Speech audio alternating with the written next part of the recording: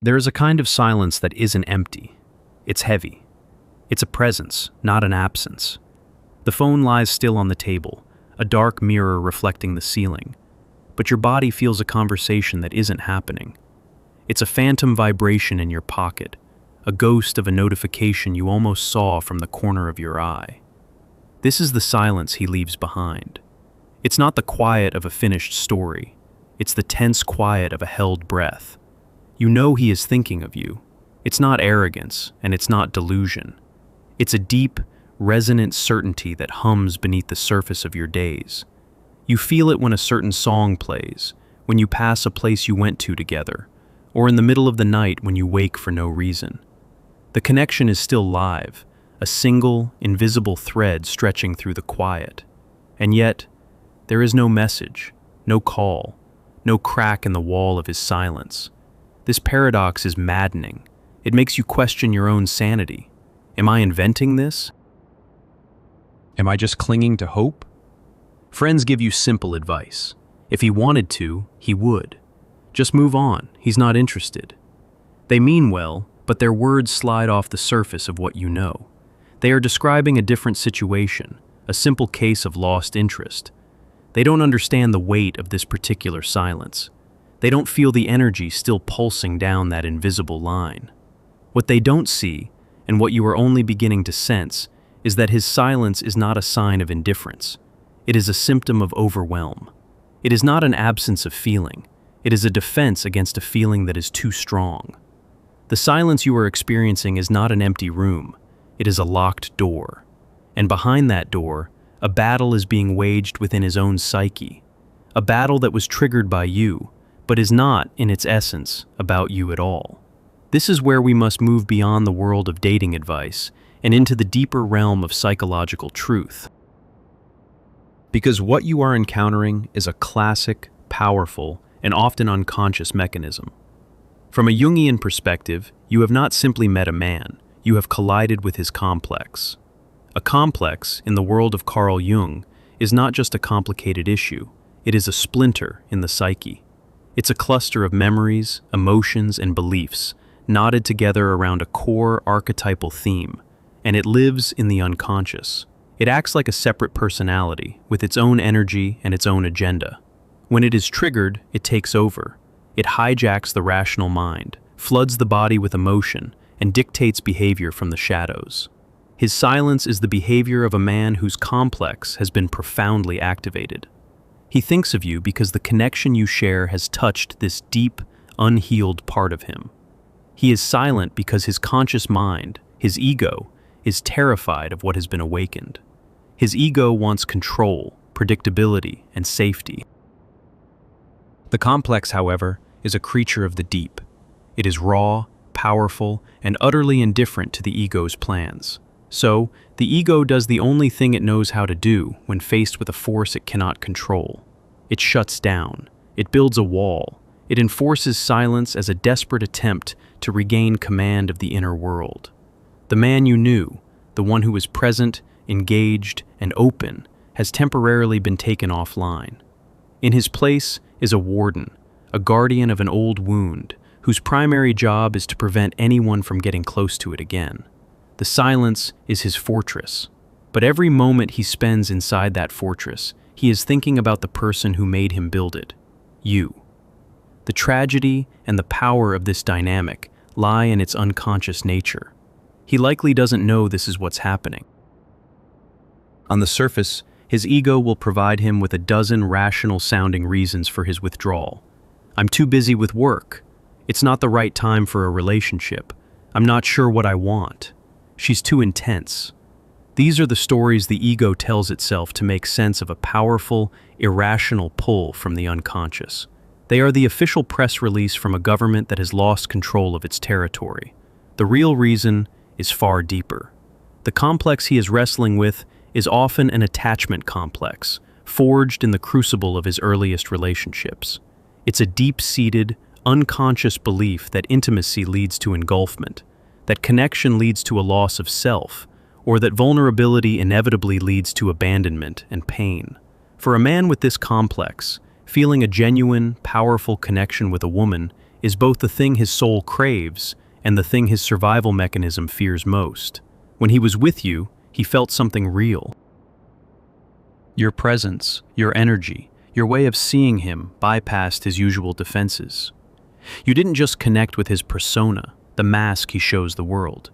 You connected with a deeper part of him, perhaps the part he himself keeps hidden. This connection felt like coming home, and it felt like a 5-alarm fire, all at once. The complex, dormant for years, roared to life. The unconscious sent a clear signal to his ego. Danger, this is too close. This is the feeling that precedes the wound. Retreat. And so, he retreats into silence. It is not a strategic game. It is a psychological reflex. It is the equivalent of pulling your hand back from a hot stove. The heat was the intimacy, the connection, the depth of feeling you awakened in him. His withdrawal is involuntary, a desperate act of self-preservation, orchestrated by a part of his psyche that is still living in the past. He is not rejecting you in the present. He is reacting to a ghost from his past. This is why you feel the psychic tension. You are not imagining it. His mind is a battlefield. His thoughts circle back to you constantly because you are the epicenter of this inner earthquake. He replays conversations. He remembers the look in your eyes. He feels the pull towards you, and simultaneously, the terror of that pull. The silence is not peace for him. It is a high-stakes, exhausting standoff between his desire for connection and his complex's fear of it. He is trapped in a loop, wanting to reach out and being paralyzed by the very force of that wanting. Understanding this changes everything. It moves you from a position of painful waiting to one of profound insight. You are no longer a victim of his confusing behavior. You are a witness to a deep psychological process. This doesn't necessarily make the pain of his absence disappear, but it reframes it. The question is no longer, what did I do wrong? Or, doesn't he like me anymore? The question becomes, what part of his unconscious have I activated, and why?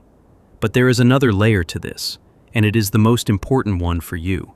This is the part that most people miss, and it is the key to your own freedom. His complex could not have been activated so powerfully if it did not find a corresponding pattern within your own psyche. A lock needs a key. His unconscious drama has become so compelling to you because it has hooked into something deep within you. Think of it like this. His unconscious has a particular shape, a wound with specific edges. Your own unconscious has a corresponding shape. When you met, these two patterns fit together perfectly, creating an electrifying sense of recognition and rightness. This is often what we call chemistry, or feeling like you've known someone forever. It is a meeting of two unconscious patterns. The part of you that is willing to wait in this silence, that can feel his thoughts, that understands his unspoken conflict, is a part that knows this dynamic intimately. Perhaps you carry your own version of an abandonment complex. Perhaps your psychological role has often been that of the patient, understanding woman who can heal a wounded man with her love. This is often connected to what Jungians call the animus, the unconscious masculine image within a woman. If your animus is projected onto him, you see him not just as he is, but as the carrier of a hidden potential you are meant to unlock. You see the king hiding inside the emotionally unavailable man. Your psyche tells you, just wait, be patient. Your love will be the key that finally sets him free. This role can feel incredibly meaningful and important. It feels like a soul mission. But here is the danger. By focusing all your energy on his locked door, you abandon your own house. By becoming the expert on his complex, you avoid looking at your own. The part of you that is so exquisitely tuned to his inner conflict is a part that may have learned early in life that love means waiting, that your needs come second, and that your value is proven by your ability to endure another person's emotional unavailability. His silence holds you captive, not just because he is thinking of you, but because the dynamic itself feels like home to your own unconscious. The waiting, the hoping, the deciphering of silence. This is a familiar emotional landscape, and leaving it would mean confronting your own deep-seated beliefs about love and your own worth. It would mean turning away from that half-open door and facing the terrifying, liberating emptiness of your own path. The true work, then, is not to figure out how to break his silence. The true work is to understand why his silence has such power over you. The question is not whether he will come back. The question is, who are you becoming while you wait? Are you becoming more anxious, more depleted, more obsessed with the screen of your phone? Or are you using this painful pause to finally look at the part of you that agreed to this role? This is the beginning of what Carl Jung called individuation. It is the process of becoming whole, of withdrawing your projections from others and integrating those qualities back into yourself. Right now, your sense of validation, of the story's completion, is projected onto him. You are waiting for him to give you the ending. Individuation means taking back the pen. It means deciding that you are the author of your own story, and his character arc is secondary to yours. How do you begin this process? You start by shifting your focus. Every time you find yourself wondering what he is thinking, you gently but firmly bring the question back to yourself. What am I feeling right now? Where do I feel this anxiety in my body? What old story does this feeling of waiting remind me of? You turn your powerful intuition, which has been focused entirely on him, back towards your own inner world. Imagine that invisible thread connecting you. Instead of pulling on it, hoping for a response, you simply observe it. You notice its quality, and then you begin to consciously reclaim the energy you have been sending down that line. This is not an aggressive act of cutting him off. It is a gentle, loving act of returning to yourself. You can picture yourself drawing that energy back into your own heart, your own center. You are not destroying the connection. You are ceasing to feed it with your own life force. When you do this, something remarkable happens. The dynamic begins to shift. As long as you are waiting, analyzing, and emotionally available in the silence, you are holding up your end of the unconscious contract. You are playing your part in the drama of his complex. Your waiting validates his withdrawal. It creates a stable, albeit painful, system. He can remain in his fortress of silence, knowing, on some level, that you are outside, keeping watch. This gives his ego a false sense of control. But when you withdraw your energy, when you stop waiting and turn your attention to your own life, your own joy, your own healing, the system destabilizes. The lock no longer has its key. His complex, which was being held in a state of suspended animation by your focus, loses its counterpoint. The silence, which was once a fortress, begins to feel like a solitary confinement cell. He will feel your absence, not just a physical absence, but a profound, energetic shift. The hum on that invisible line will change. It will no longer carry the frequency of your patient waiting. It will carry the frequency of your self-possession. This is often the point where a man in this situation begins to feel an acute sense of anxiety and a powerful urge to break the silence. The fear of intimacy is suddenly outweighed by a new, more terrifying fear. The fear of losing you for good. He may reach out. He may send that message you've been waiting for. But this is where your inner work becomes crucial. If he returns and finds the same woman who is willing to wait indefinitely, the cycle will simply repeat. The complex will be soothed for a moment, and then, when the intimacy deepens again, it will trigger the same defensive retreat into silence. However, if he returns and finds a woman who has returned to her own center, a woman whose peace is no longer dependent on his communication, the entire dynamic is transformed. He is no longer meeting the lock for his key. He is meeting a whole person. This forces him to confront his own pattern in a way that was impossible before. He now has to deal with his complex on his own, without you holding the emotional space for it. He must either rise to meet you in a new, more conscious way, or he will retreat for good, unable to face the wholeness you now embody. Either outcome leads to your liberation. This is the profound promise of doing this inner work. Your goal is not to manipulate him into returning. Your goal is to become so whole within yourself that his return or his continued absence becomes secondary to your own inner peace. So, the next time you feel the weight of his silence, see it for what it is. See the locked door. See the battle raging behind it. Have compassion for the wounded part of him that is so terrified of connection. And then, With even more compassion, turn towards yourself. Turn towards the part of you that has been standing guard at that door for far too long. Ask her what she needs. Ask her what she has been sacrificing while she waits. Ask her what joys, what passions, what parts of her own life she has put on hold. Begin to give those things to her. Fill your own life with so much color, so much meaning, so much self-love, that the gray landscape of waiting begins to lose its appeal. This is not about pretending you don't care. It's about caring for yourself more. It is a sacred act of reclaiming your own psyche.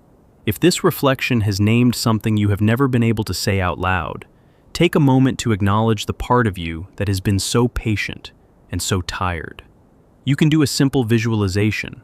See the half-open door that has been the central symbol of this connection. See yourself standing at the threshold, looking into the shadowed room beyond, waiting for him to emerge. Feel the draft, the uncertainty, the hope and the ache of that position.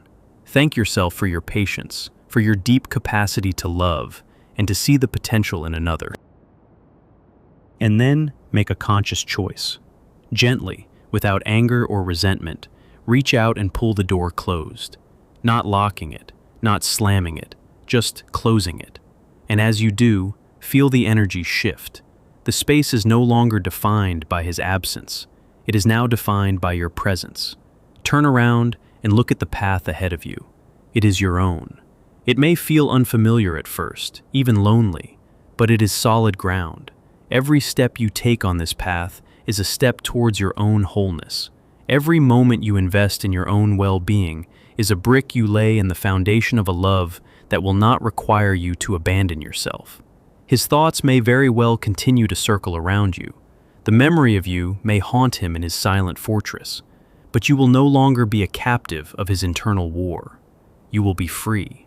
The silence will still exist, but it will no longer have a hold on you. It will simply be a sound in the distance, a story that belongs to someone else. Your own life will have its own soundtrack, and it will be one of your own making. The greatest paradox is that this very act of letting go, of choosing yourself, is the most powerful call to the conscious, healthy part of him. It is an invitation, not to the old, wounded dance, but to a new possibility. An invitation to meet you as an equal, on solid ground, where both of you are whole. And if he cannot accept that invitation, you will be so beautifully, powerfully occupied with your own life that you will barely notice. You will have finally understood that the most important connection you were ever meant to heal was the one with yourself. My peace is no longer waiting behind someone else's closed door. This statement is not a magic spell. It is a vow. And like any vow, it must be lived. It must be embodied, especially when the old pattern tries to reassert itself. Because it will. The body, which has been trained to wait, will feel the phantom limb of his presence. The nervous system, accustomed to the roller coaster of hope and disappointment, will seek its familiar chaos. This is the body memory layer of the complex. Your cells remember the anticipation. Your posture remembers leaning towards the phone. Your breath remembers holding itself in wait for a notification. When you decide to turn away from his closed door, you may feel a physical withdrawal, a strange emptiness in your solar plexus, a sudden jolt of anxiety in the middle of a peaceful moment. Your body screaming, "Did we miss something? Are you sure we should be this calm?"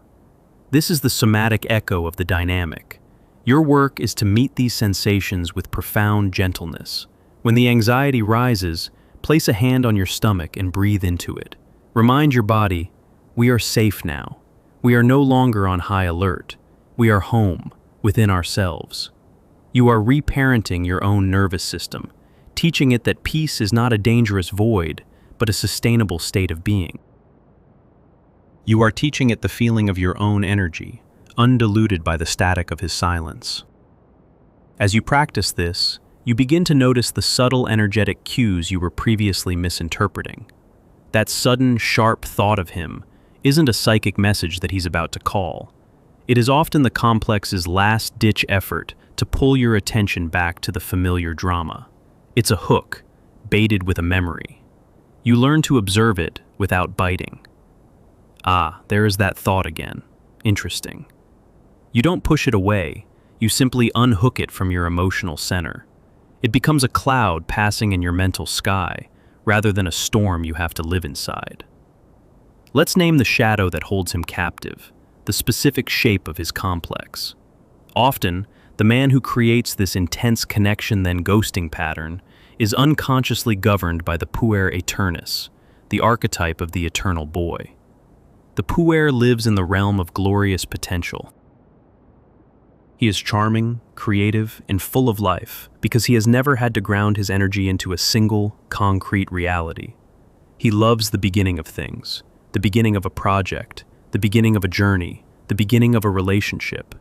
This is where the potential is infinite. You, with your depth and presence, offered him not just a beginning, but the terrifying, beautiful prospect of a continuation. You reflected back to him the man he could be. And the puer is terrified of this. To choose one woman, one path, one life, means the death of all other possibilities. It means growing up. It means leaving the mythological realm of someday and entering the real, messy, imperfect world of now. His silence is the sound of him fleeing back to the safety of his eternal youth, where he doesn't have to choose, and therefore can never lose. And what of your role?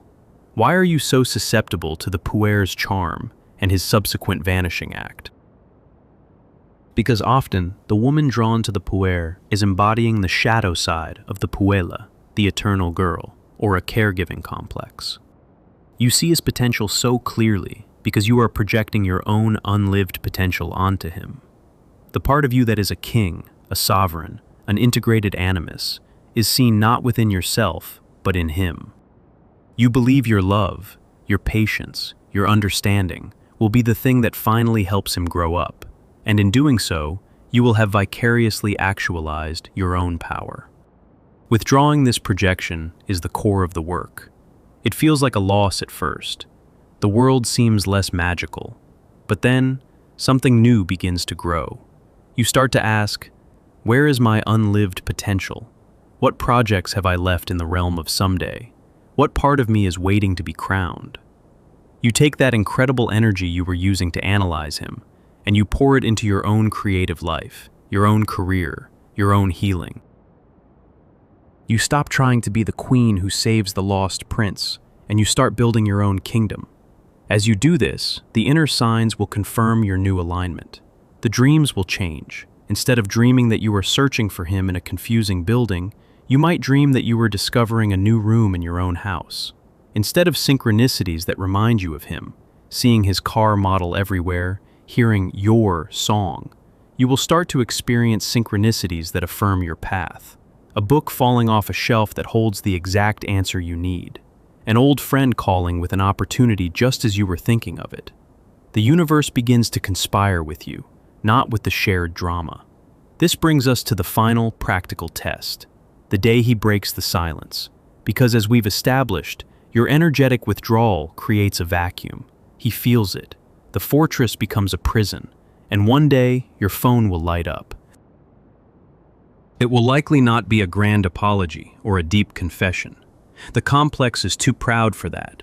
It will be a small, low-effort probe, a text that says, "Hey," or "was just thinking about you," or a reply to an old social media story. It is a breadcrumb, thrown from the fortress wall to see if you are still waiting below. The old you, the you who was holding the space for his complex, would have felt a surge of adrenaline and relief. You would have replied instantly, with warmth and enthusiasm, signaling, "I'm still here, it's okay, I've been waiting." You would have cleared your schedule, ready to receive him. This response, while understandable, immediately resets the old dynamic. It tells his complex that the strategy of withdrawal works. He can retreat without consequence and return when he feels the need, knowing you will absorb the emotional cost. But the new you, the you who has closed the door and turned to face her own path, responds differently. You see the text. You feel a flicker of the old pattern, a ghost of the old hope. But you don't act on it. You breathe. You place a hand on your heart and you wait. You don't reply immediately. You are not playing a game. You are honoring the life you are already living. You are in the middle of your work, your workout, your conversation with a friend. His probe is not an emergency. When you do reply, perhaps hours later, or even the next day, your response is calm, polite, and centered. Something like, "Hey, hope you're well," or "Nice to hear from you. Things are good here." There is no effusive warmth, but no coldness either. There is simply neutrality. You do not ask where he has been. You do not demand an explanation. You do not offer up your emotional world on a platter. You are a calm, contained lake, not a tidal wave of emotion. This response is utterly baffling to his complex. It was expecting to hook you, to get the hit of energy and validation it craved. Instead, it has met a smooth surface. It has met a woman who is no longer a participant in the drama, but a calm observer. This is the moment of truth. To continue the connection, he must now step out of the complex-driven pattern. He has to offer more. He has to show up, consciously, and meet you in this new, solid ground you have created. He has to use his words, explain his absence, and demonstrate a willingness to engage in a different way. Many men, when faced with this, will simply fade away again. The poor cannot handle the demand for genuine, grounded presence. And if he does, you will feel not pain, but a quiet sense of clarity. The test was passed, and the outcome confirmed your freedom. But if he is capable of more, if there is a conscious man inside who is ready to fight for his own integration, your calm centeredness gives him the space to do so. He will rise to the occasion, not because you demanded it, but because your wholeness silently invited him to his own. Ultimately, you will come to see this entire painful episode not as a story of rejection, but as a profound, soul-level initiation. He was the catalyst, the stone thrown into the still waters of your unconscious, bringing your own patterns to the surface. The pain of his silence was a sacred alarm bell, waking you up not to his reality, but to your own. The silence was never truly about him. It was a space, a pause, a holy vacuum that you were meant to fill. Not with anxiety, not with waiting, but with yourself. With the sound of your own laughter, the rhythm of your own footsteps on your own chosen path, the quiet, unshakable hum of your own inner peace. You were never waiting for him to come out of his fortress. You were waiting for you to come home to yourself. And now, finally, you are here.